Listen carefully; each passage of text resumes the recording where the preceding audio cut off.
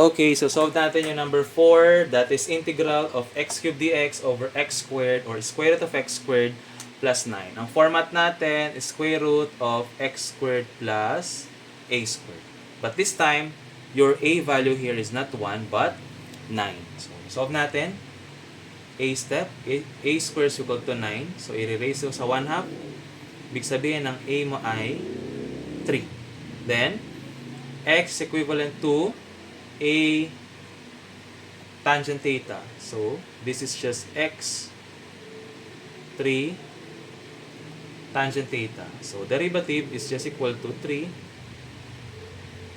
secant squared theta d theta. Then, b step na.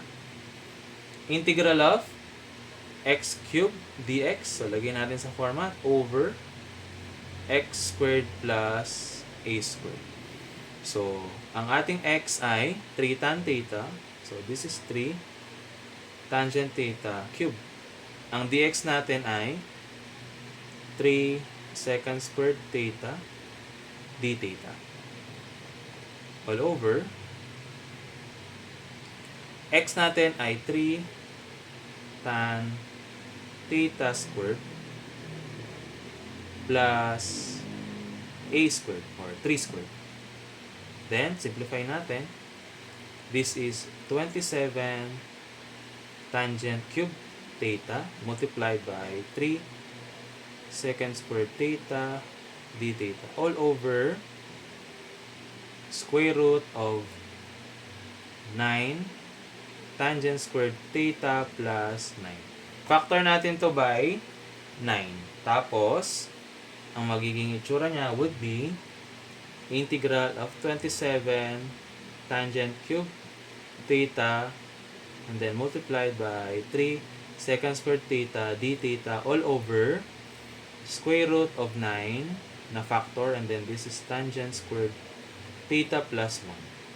This is equal to secant squared theta. So, kung ito ay secant squared theta, matatanggal na yan. Ito naman, may square by 9. This is 3 and then makakancel naman yung square root nito at saka yung 2 na ito. Matitira natin is integral of 27 tangent cube theta multiplied by 3 secant squared theta d theta all over square root ng 9 ay 3 tapos natanggal doon ang square root doon sa secant squared. So, 3 secant theta na lang ito. So, ito makakancel guys. Tapos, dito rin. Tama ba? Then, makakancel ng isa. So, matitira natin would be 27 integral of tan cube theta secant theta d theta. Ngayon, paghihiwalayin ko yung tangent cube para mas masimplify natin. This is tangent squared theta multiplied by tan theta and then rewrite secant theta d theta. Mapapansin natin guys, yung ating tangent squared theta ay secant squared theta minus 1. Tapos rewrite mo lang ito.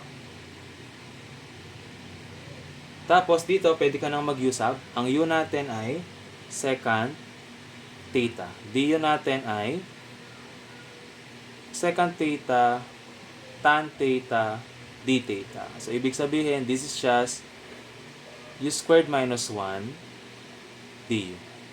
Ang buong ito ay du. Then ito, distribute mo lang siya, u squared du minus du. Then, pwede ka nang mag-integrate. So, huwag kakalimutan, mayroon tayong 27 dito. Okay, 27. Ayan. At dito may 27. So, power rule, basic integral. This is just equal to 27 u cubed over 3 minus 27 u. So, kapag dinistribute ang 27 dito, dito ay magkakaroon din ng 27 plus c. Cancel to by 3. This is 9. So, this is 9u cubed minus 27u plus c. This is just 9. Ang u natin guys ay secant theta. Secant cube theta minus 27 secant theta plus c. Factor ko guys by 9 secant theta. This is secant squared theta minus 3 plus c. Ito yung magiging main equation ko para pagkatapos kong mag-step C dun sa ating right triangle, pwede na akong mag-substitute. Main equation natin, x equals to 3 tan theta. So, ang tan theta daw ay x over 3 na opposite over adjacent. Opposite side, adjacent side. Kailangan natin to kasi secant may hypotenuse. C is equal to a squared plus b squared. So, c now is equal to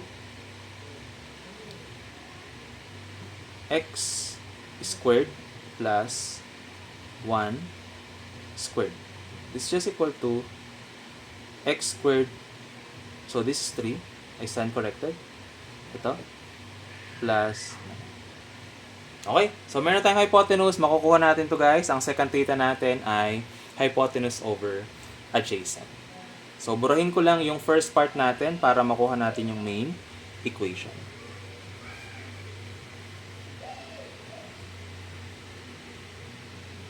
Okay. So, letter D step is the substitution of theta into x values. So, 9 secant theta is 9 secant is square root of hypotenuse, which is x squared plus 9 over adjacent, which is 3. So, cancel to by 3. Then, we have etong secant squared theta is square root of x squared plus 9. Tapos, naka-square yan guys over 3 squared. Tama? Kasi may secant squared ka dito guys eh. So, yung equivalent x's mo dito is may square sa dalawa. Tama ba? So, makakancel yung 2 doon minus 3 plus c. So, sulat ko lang siya in a more simplified form. 3 square root of x squared plus 9. Then, I have x squared plus 9 over 9 minus 3 plus c.